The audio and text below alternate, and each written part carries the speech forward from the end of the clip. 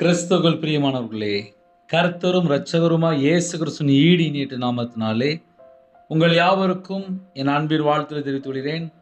தேவனருளி அப்போ prayer ministry channel மூலியமாக உங்களோடு சந்திப்பதில் மிகுந்த மகிழ்ச்சி அடைகிறேன். தினம்தோறும் அதிகால வேளையிலே பரிசுத்த வேதாந்தத்திலிருந்து நாம் ஒரு பகுதியை தியானித்து நம்முடைய குடும்ப பாதுகாப்பிற்காக நாம் ஜெபித்து வருகிறோம். யோவான் சுவிசேஷம் 5ஆம் அதிகாரம் 29ஆம் வசனத்திலே, அப்பொழுது நன்மை செய்தவர்கள் ஜீவனை அடையும்படி எழுந்திருக்கிறவர்களாகவும் தீமை செய்தவர்கள் ஆக்கினை அடையும்படி எழுந்திருக்கிறவர்களாகவும் புறப்படுவார்கள். ஹல்லேலூயா. கிறிஸ்துவுக்குள் பிரியமானவர்களே, கிறிஸ்துவுக்குள் ஜெனிபிக்கப்பட்ட நோக்கம் என்ன? நன்மை செய்ய வேண்டும். நன்மை செய்கிறவன் தேவனால் உண்டாயிருக்கிறான். உன்னை போல பிறனை நேசி. வேத வாக்கியம் சொல்கிற ராஜரீக பிரமாணத்தை நிறைவேற்றினால் நாம் நன்மை செய்கிறோம். நன்மையை யோசிக்கும் போது கிருபையும் சத்தியமும் நமக்கு உண்டு. ஒரு மனுஷன் தீமையை யோசிக்கும் போது தவறி விழுந்துதான். தீமை செய்கிறவன் பிசாசினால் உண்டாயிருக்கிறான். தீமை செய்யும் போது வீட்டு வாசப்படியிலே பாவம் படுத்து கிடக்கும். துன்மார்க்கனுக்கு சமாதானம் இல்லை என்று வேதம் சொல்கிறது. நன்மை செய்கிறவர்கள் தேவனால் உண்டாயிருக்கும் போது அவனோட வாழ்க்கையிலே 24 மணி நேரமே நன்மை மட்டும்தான் யோசிச்சுட்டு இருப்பாங்க. இன்னொரு பக்கம் ஆப்போசிட் ஒரு குரூப் இருக்கு, 24 மணி நேரம் தீமையை மட்டுமே யோசிச்சுட்டு இருப்பாங்க. தீமையை யோசிக்கும் போது பிசாசினால் உண்டாயிருக்கிறார். இன்னைக்கு செய்தி என்ன அப்படின்னா, நம்ம நித்திய ஜீவனுக்கு போகணும் அப்படின்னா நம்மை நாம் அர்ப்பணிக்கணும். சிறுபிள்ளை போல மாறணும். ஏனோக்கு தேவனோடு சஞ்சரித்தார். ஏனோக்கை போல தேவனோடு இந்த கடைசி காலத்திலே சஞ்சரிக்கிற ஒரு வாழ்க்கையா இருக்கணும். தேவனோடு நடக்கூடிய ஒரு வாழ்க்கையா இருக்கணும். மனம் திரும்பி சிறு பிள்ளை போல மாறி தேவனோட வார்த்தைக்கு கீழ்ப்படிய அர்ப்பணிக்கணும். தேவ சித்தத்துக்குள்ள வரணும். அப்பொழுது நன்மை செய்தவர்கள் ஜீவனை அடையும்படி. நன்மை செய்தவர்களுக்கு என்ன கிஃப்ட் அப்படின்னா ஜீவனை அடையும்படி. அப்போ தீமை செய்தவர்களுக்கு ஆக்கினை அடையும்படி. அந்த ரெண்டுக்குள்ள வித்தியாசத்தை இந்த பூமியில இருக்கும்போது நம்ம தெரிந்து கொள்ளணும்.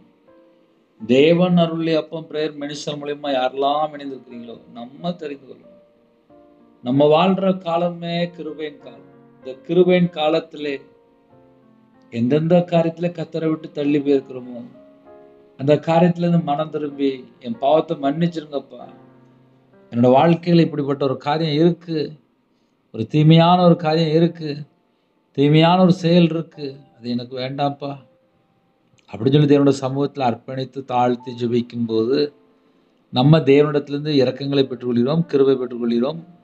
தம்முடைய சொந்த இரத்தத்தினால கழுவி பரிசுத்தப்படுத்துகிறார். நம் நீதிமான், பரிசுத்தவான், ராஜாக்கள், ஆசாரியர்கள், வெளிச்சத்தின் பிள்ளைகள், ஆவிக்குரிய சகலமான கிஃப்ட்டும் நம்ம பெற்றுக்கொள்ளணும். அப்படின்னா 24 மணி நேரம் வாழ்க்கையில நம்ம என்ன யோசிக்கிறோம் அதுதான் ரொம்ப முக்கியம். கர்த்தருடைய பிள்ளைகள் நன்மை செய்தவர்கள் ஜீவனை அடையும்படி எழுந்திருக்கிறவர்களாகவும் தீமை செய்தவர்கள் ஆக்கினை அடையும்படி எழுந்திருக்கிறவர்களாகவும் புறப்படுவார்கள். ஆனா இன்னைக்கு காலையில் நம்ம என்ன செய்யணும் அப்படின்னு சொல்லி ஒருவேளை யாராவது கேட்டால், நீதிமொழிகள் 14ஆம் அதிகாரம் 22ஆம் வசனம். இந்த வசனம் எல்லாருக்கும் மனப்பாடமா தெரிந்திருந்தால் நலமா இருக்கும். தீமையை யோசிக்கிறவர்கள் தவறுகிறார்கள் அல்லவோ. ஒரு மனுஷன் தீமையை உட்காந்து யோசிச்சுட்டு இருந்தானாலே அவன் ஆட்டோமேட்டிக்கா வளர்ச்சி இருக்காது, தேவனோடு தொடர்பு இருக்காது. நன்மையை யோசிக்கிறவர்கள் தேவனோடு தொடர்புல இருப்பாங்க. எப்படிலாம் நன்மை செய்யணும்னு சொல்லி உட்காந்து யோசிச்சுட்டு இருப்பாங்க. தீமை அப்படின்னாலே ஈவில், பிசாசு. அப்போ இது எங்க முதல்ல அட்டாக் பண்ணுது அப்படின்னா சிந்தனை, யோசனை, நினைவு. நம்ம சிந்தனைக்குள்ளே தீமையான எண்ணங்கள் வரும்போது தீமையான யோசனை வரும்போது அவங்களோட வாழ்க்கையில் ஒரு ஃபெயிலியர் மாடலாக மாறியிருக்காங்க. நிறைய குடும்பத்திலே என்ன பிரச்சனைன்னு சொல்லி நிறைய குடும்பத்தில் சந்தேகங்கள், கேள்விகள் நிறைய குடும்பத்தில் இருக்கும். ஆனால் வெளியே தெரியாது. நாங்கள் செய்கிறதெல்லாம் ஏன் ஃபெயிலியர் ஆகுது அப்படின்னு சொல்லி நிறைய குடும்பத்தில் சில கேள்விகள்லாம் கேட்பாங்க. உதட்டளவில் எல்லாமே வெளிப்பிரகாரமாக தெரியும். ஆனால் இருதயம் பார்த்தா கேடுள்ளதாக இருக்கும். மகா கேடு என்று எழுதப்பட்டிருக்கு. ஒரு குடும்பத்தில் நன்மை செய்ய ஆரம்பிக்கும் போது முதல்ல அவங்க தேவனால் பிறந்திருப்பாங்க, தேவனால் உண்டாயிருக்கிறார்கள். அப்ப நன்மை செய்வங்களுடைய குவாலிட்டி தேவனால் உண்டாயிருக்கிறாங்க. நன்மை யோசிக்கும் போதே அவங்களுக்கு கிருபையும் சத்தியமும். நம்ம வாழ்க்கையில அந்த சத்தியம், அந்த கிருபை, அந்த கிஃப்ட் நம்ம வாங்கணும் அப்படின்னா நம்ம நன்மை யோசிக்க ஆரம்பிச்சாலே போதும். முடிவோ நித்திய ஜீவன். இந்த பூமியில வாழ்ற காலத்திலே நம்ம கூட கிருபை தொடரணும், சத்தியம் தொடரணும். கிருபையும் சத்தியமும் நம்மளை தொடர வேண்டும். அப்ப என்ன செய்யணும் அப்படின்னா, தேவையில்லாத காரியங்களை விட்டு விலகி கர்த்தர் பக்கம் மனம் திரும்பி அவரோட சத்தத்துக்கு செவி கொடுத்து கர்த்தருடைய பிள்ளைகளை கொஞ்சம் வேதத்தை அதிகமா வாசித்தால் நலமா இருக்கும். ஏன்னா வேதத்தை அதிகமா வாசிக்கும் போதுதான் ஆவிக்குரிய வாழ்க்கையில வளர்ச்சி இருக்கும். அதே போல இருக்கிற இடத்துல தனியா ஒரு இடத்தை ஒதுக்கிட்டு ஜெபிக்க ஆரம்பிங்க. இந்த கடைசி காலத்துல பிசாசு யாரை ஏமாத்தலன்னு சொல்லி வகை தேடி கொண்டிருக்கிறான். வஞ்சிக்கிற ஆவி, தந்திரமான ஆவி, வலுசற்பம், லூசிபரே நேரடியா இறங்கி வந்த மாதிரி இருக்கு. ஏன்னா அந்த அளவுக்கு சில வீட்டுல போராட்டம், சில வீட்டுல எல்லாம் நிம்மதியே இல்லை. எப்ப பார்த்தாலும் ஒரே போராட்டம். காரணம் என்ன? தீமை, தீமை, தீமை, தீமை, அசுத்தம், பொல்லாப்பு, அருவருப்பு, அநியாயமான காரியம், நீதியை புரட்டுற காரியம், பொய், அடுத்த சொத்தை கொள்ளையடிக்கிறது, ஏமாத்துறது, களவாங்கிறது, இதெல்லாம் பிசாசு. பிசாசை ஈஸியா கண்டுபிடிக்கலாம். எப்படி தெரியுமா? வாயை திறந்தாலே ஒன்லி பொய். அவருடைய கனிகளினாலே அவர்களை அறிவீர்கள். இன்னைக்கு நிறைய குடும்பத்துல வாயில புறப்படுற வார்த்தை என்ன? அந்த வாயில புறப்படுற வார்த்தையில தான் நம்ம தேவனால் உண்டாயிருக்கிறோமா இல்ல பிசாசுனாலே? நம்மளே யோசித்து பார்த்துக்கலாம். சில குடும்பத்துல கட்டப்பட்ட நிலைமை. காரணம் என்ன சொல்லி பார்க்கும்போது பிசாசு இடம் கொடுத்தாலே உள்ள வந்துடுறான். தீமையை யோசிக்கும் போதே உள்ள வந்துடுறான். தீமையை யோசிக்கும் போதே அவங்க தவறிடுறாங்க. ஏன் ரொம்ப நேரம் உட்காந்து பைபிள் வாசிக்க முடியல, ஏன் ரொம்ப நேரம் ஜெபம் பண்ண முடியலன்னு சொல்லி பார்க்கும்போது ஏதோ ஒரு அடிமையில இருப்பாங்க, வெளியே தெரியாது. சில குடும்பத்துல கடனுக்கு ஒரு அடிமை இருக்கு. ஃபேமிலி ஃபுல்லா பார்த்துட்டே இருப்பாங்க, அதுக்கே நேரம் போயிடும். வீட்டுல பிள்ளைகள், பேரன், பேத்தி, அம்மா, அப்பான்னு சொல்லிட்டு ஒரு பெரிய ஒரு ஃபேமிலியா இருக்கும், அதுவே நேரம் போயிடும். சில குடும்பத்துல விதவையா இருப்பாங்க, திக்கற்ற பிள்ளையா இருப்பாங்க, அவங்களோட தேவைகள் அதிகமா இருக்கும், உழைப்பாங்க, வருமானம் கம்மியா இருக்கும், அதுலயே நேரம் பாதி போயிடும். தேவனுடைய சமூகத்துல காத்திருக்கிற மனுஷன் தேவனுடைய வல்லமையால் நிரப்பப்பட்டிருப்பான். புது எண்ணெயால் அபிஷேகம் பண்ணப்பட்டு நம்முடைய வாழ்க்கை எல்லாவற்றிலும் ஒரு மாற்றம் இருக்கும். அதுக்கு தேவனுடைய சமூகத்துல காத்திருக்கணும். தனி ஜெபம் பண்ணிக்கோங்க. செல்போனை முடிஞ்ச அளவுக்கு குறைச்சிருங்க. சில குடும்பத்துல ஜெபிக்கிறவங்க சொல்லுவாங்க, நான் அந்த மெசேஜ் கேட்டேன், இந்த மெசேஜ் கேட்டேன் அப்படிம்பாங்க. கையில பைபிள் எடுத்து வாசிச்சிங்களா அப்படின்னா அப்படியே அமைதியா இருப்பாங்க. அது பதில் வராது. நீங்க முழங்கால் இப்படி ஜெபம் பண்ணீங்க அப்படின்னா அது பதில் வராது. அப்ப ஆவிக்குரிய வாழ்க்கையில ஒரு மனுஷன் வளரணும் அப்படின்னா என் இருதயம் தேவனோடு தொடர்பு இருக்கணும்.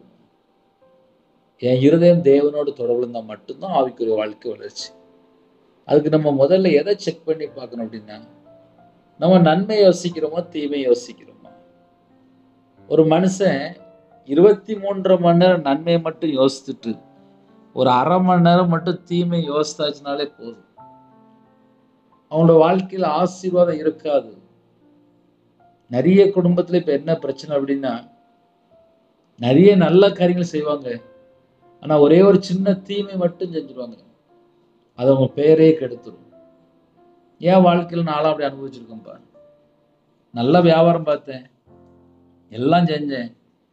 கொஞ்சோண்டு விக்கிறதுக்கு பணம் கொடுத்தேன். ஒரு மனுஷன் பேச்ச கேட்டேன். மாந்திரீகத்துக்கும் பணம் கொடுத்தேன். லாஸ்ட் ஒரு 1/2 கோடியே காணோம். கொஞ்சம் திரும்பி பார்க்கும்போது, ஒரே ஒரு மனுஷனுக்கு தான்ப்பா சத்தம் செவி கொடுத்தேன். ஒரு 13 லட்சம் அவன்கிட்ட போயிட்டு. அவ்வளவுதான். மாந்திரீகம் பண்ணி பண்ணியே வாங்கினாங்க. இந்த கடைசி காலத்திலே நம்ம யாரையாவது நம்புவோம். நம்பி நம்பி மோசம் போயிடும். இப்ப இந்த கடைசி காலம் எப்படி இருக்கு அப்படின்னா, வஞ்சிக்கிற ஆவிகள், வலு சர்ப்பம், கள்ள ஓநாய்கள், கள்ள தீர்க்கதரிசிகள், கள்ள ஊழியர்கள் கூடயே இருந்த மாதிரி இருக்கும். ஆனால் வஞ்சிக்கிற ஆவிகள், இதெல்லாம் அந்த கடைசி காலத்திலே நிறைய இடத்துல பரவி இருக்கு. பைபிள்ல பார்க்கும்போது எசபேல் ஆவி என்று எழுதப்பட்டிருக்கு. புடுங்கி சாப்பிடுறது, ஏமாத்துறது, கொள்ளையடிக்கிறது, இது எல்லாமே எசபேல் ஆவி. இன்னைக்குள்ள செய்தி என்ன அப்படின்னா, நம்ம நன்மை செய்தால் நித்திய ஜீவன், தீமை செய்யும்போது நித்திய ஆக்கினைக்குள்ள போறாங்க. அப்ப கர்த்தருடைய பிள்ளைகள் முதல்ல நன்மை யோசிக்கணும். அதிகமா நன்மை மட்டுமே யோசிக்கணும். தேவையில்லாத காரியங்களை உட்காந்து யோசிச்சுட்டு இருந்தா அதுல சத்துரு உள்ள வந்துடும். அதனால ஒரு சின்ன செய்தி தான் இன்னைக்கு.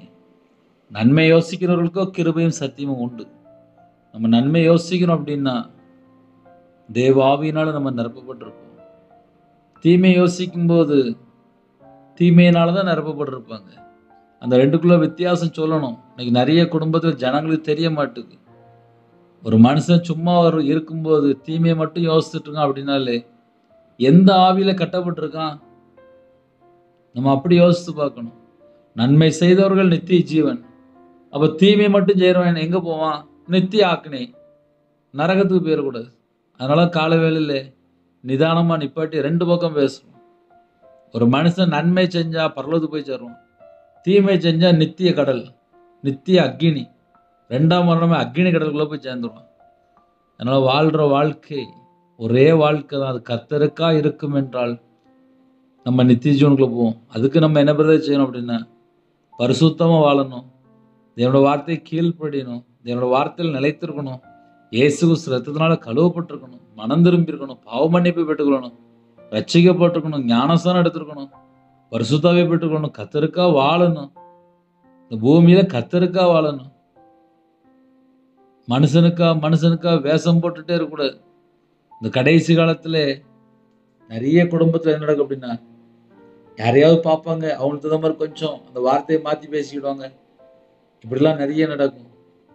நம்ம கர்த்தருடைய பிள்ளையா இருப்போம் என்றால் நீதியை பின்பற்றுவோம், உண்மையா வாழ்வோம், பரிசுத்தமா வாழ்வோம். நம்ம குடும்பத்தை ஆசீர்வதிப்பார். நன்மை யோசிக்கும் போது கிருபை, சத்தியம், முடியல நமக்கு நித்திய ஜீவன். அதை பெற்றுக்கொள்ள அர்ப்பணிப்போம். தீமையான காரியம் நமக்கு வேண்டாம். அது நித்திய கடலுக்குள்ள போகுது. இந்த உலகத்துல தீமை யோசிக்கிற 1000 காரியம் இருக்கு. அதெல்லாம் விட்டுட்டு வெளியில வந்துடும். கண்களை மூடி நாம் ஜெபம் செய்வோம். அன்பின் கர்த்தாவே நன்றி எடுத்து சொல்கிறோம்ப்பா.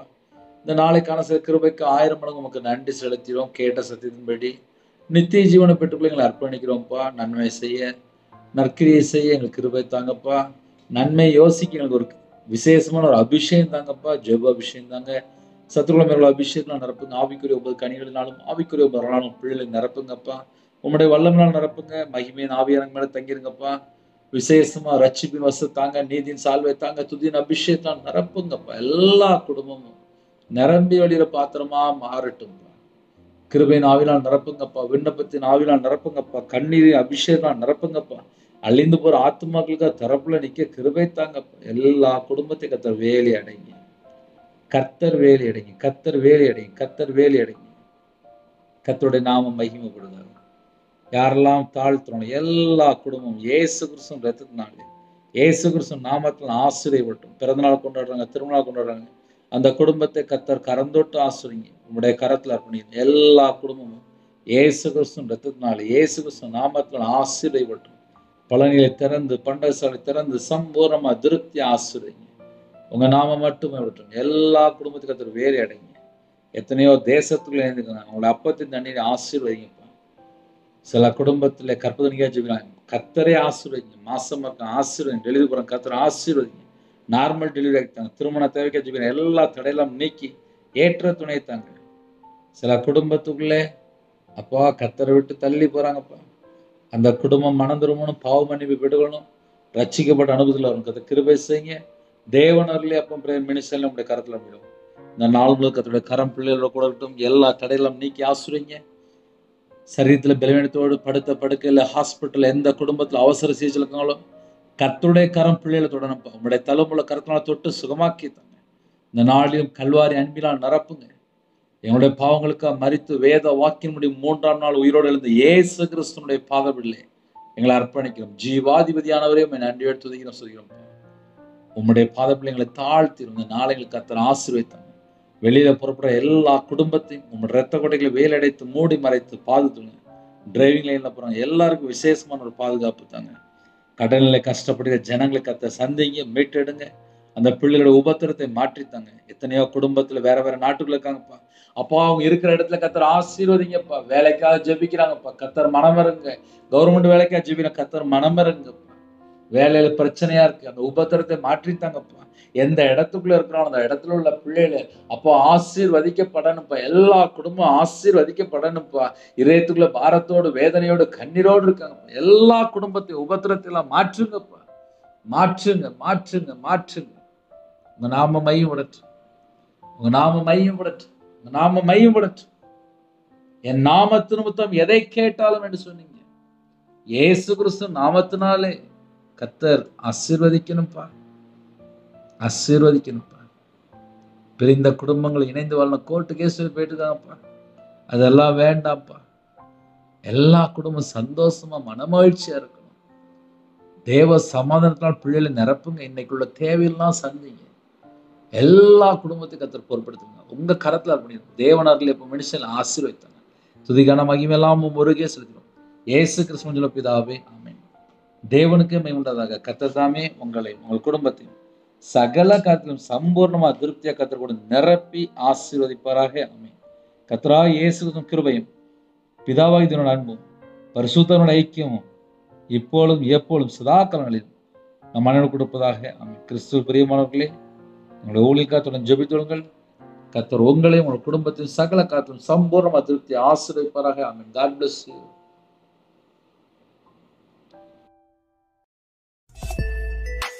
Thanks for watching. Please subscribe our channel. Click the like and share. Click the bell. God bless you.